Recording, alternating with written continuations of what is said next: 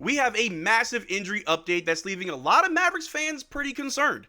And rightfully so, when you look at the season that we all just had to endure that was filled with injuries, filled with illnesses, and almost having to forfeit games because of said injuries and illnesses, Mavericks fans just want a peace of mind. They want to hear good news. They want to know that the guys are getting healthy, they're preparing for next season, Cooper Flag is integrating well in the team. No more bad news. But unfortunately, we're just not that lucky, as we did get the reports earlier today from both Shams and Mark Stein that show that Dereck Lively over the summer had foot surgery to get rid of some heel spurs or foot spurs. It's very complicated, but in this video, we're going to break down all the reports surrounding Dereck Lively, his surgery, why he needed surgery, as well as I did get some information from a medical professional that really breaks down what is going on with Dereck Lively. But how's it going, everybody? My name is Marcel Martin. This is Mavericks Digest, bringing you the latest news on everything Mavericks related. And before we get started with today's video, we're currently sitting at 21,643 subscribers. We are getting so close to 22K. But if you want to be up to date on everything Mavericks related all summer long with the last game of Summer League, we've got preseason, we have more updates on injuries and contracts. If you don't want to miss out on a single thing that your favorite team's doing, make sure you subscribe. But the Dallas Mavericks just can't catch a break, it seems like. We know that Kyrie Irving is dealing with a torn ACL. He's improving, he's rehabbing, he should be fine in the second half of next season, which we're all aware of.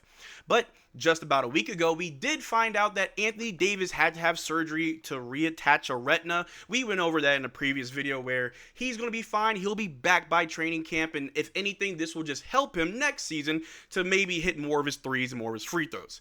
But earlier today, we did get the unfortunate news about our own center, Dereck Lively.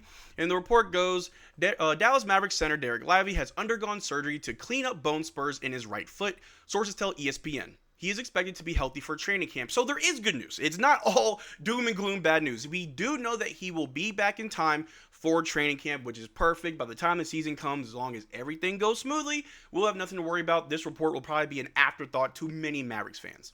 But it does show an underlying issue with Dereck Lively. This last season, due to injuries and illnesses, Dereck Lively only played 36 games, which is less than his rookie year where he barely played 50 games, about 56, 53 games. Dereck Lively is slowly becoming injury prone, which does kind of make it a good thing that we got Daniel Gafford, that we're not trading him away for Herb Jones or, God forbid, LeBron James. But it does show that Daniel Gafford being on this team does have value. But it does, at least for me and many other Mavericks fans, it does raise a little bit of concern for Dereck Lively. Dereck Lively is an amazing center. He had an awesome rookie year, helping us in the entire playoff run and leading up to the finals. He's been a sponge. He's improved so much in his game. A lot of people would argue he should be our starter over Daniel Gafford. I would choose Daniel Gafford over Dereck Lively. Dereck Lively is a great center, very good on the defensive end. His free throws have improved. His perimeter defense is well better, far along better than Daniel Gafford. So obviously, there's no reason to trade him. There's no reason that he shouldn't be on this team. But the health is concerning, which is attributed by the Dallas Mavericks. We talked about it many times on this channel, how the previous medical staff has been fired. We found out that the people that Nico Harrison chose to put in charge weren't even qualified. Me, Marcel Martin of Mavericks Digest, had the same amount of qualifications to be an NBA head trainer as the guy we had just let go, which is a little bit irresponsible. Dereck Lively at the time was your young player. He was your prospect, your young talent that you wanted to grow, develop into something great. So why wouldn't you put the best talent around him to make sure that he's healthy, that he stays able to play, stay on the floor? For 2 seasons, not even able to play 60 games in either of his seasons is a little bit alarming. Are we going to see Dereck Lively develop some actual injuries that are going to just last the entirety of his career, where they just keep coming up? Or are we going to put the right people around Dereck Lively to make sure that he stays healthy, he's able to stay on the floor, he's able to develop and actually play games? I like Dereck Lively, a lot of people do, and seeing these injuries just keep happening is a little bit concerning. However, like I said, it's not all bad news. If we take a look right here, Mark Stein does put things into perspective. He said that Lively, I'm told, is now out of the boot after having bone spurs removed, which is great news. He's not in the boot. But he also said that the Mavericks were hopeful that Lively would not require offseason surgery after being limited to 36 games by the injury last season. But the expectation is that the 21-year-old will be available for the start of Dallas training camp in late September. So again, good news. He will be here for training camp, and we'll have another video around that time to make sure that's still the same. However, the Mavericks knew about this. They knew that he would possibly need surgery, most likely need surgery. Mark Stein said right here, the Mavericks were hopeful that Lively would not require offseason surgery.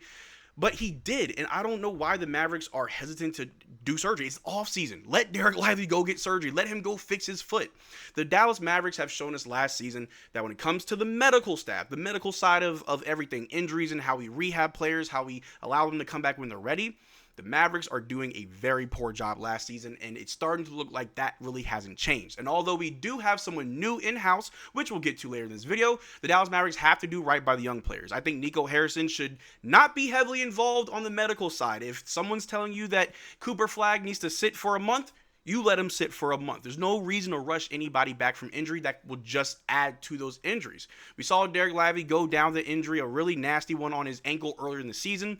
He almost came back a few days later until one of the trainers said, hey, go get a scan, which showed that he did have a foot fracture or a hairline fracture in his foot, which sidelined him for the remainder of the season up until the last several games where he was still on a minutes restriction. So yes, surgery is important. Recovery is important. Make sure these guys are taken care of are way more important than anything else. Availability is the best ability. And if you can't stay healthy, then you're no good for us no matter how good of a player that you are. If we take a look at this right here, Mark Stein also said that Dereck Lively II, I'm told, remained on a minutes restrictions for both of the Mavericks playing games this week. This is an old tweet. Just want to bring it up.